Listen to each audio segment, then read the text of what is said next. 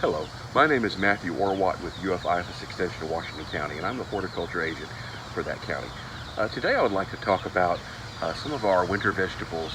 Now that it is becoming warmer in the month of May, a lot of our winter vegetable crops, such as bib lettuce and such, are bolting. And this is a normal occurrence, so if you see this, don't be alarmed.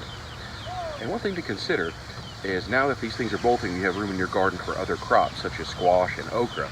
But also think about these crops for inclusion in September, because that is the time you'll be seeding those out again for another fall and winter crop that is just as bountiful as the winter and spring crop the previous season.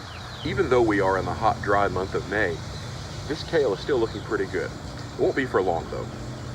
Kale is a wonderful cool season vegetable crop that's often planted in the fall, and then a second crop is often planted in January for harvest up until May.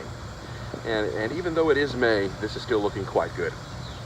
One way to extend the kale season is to actually harvest from the lower leaves as it grows. And it keeps growing, keep harvesting higher and higher up on the plant.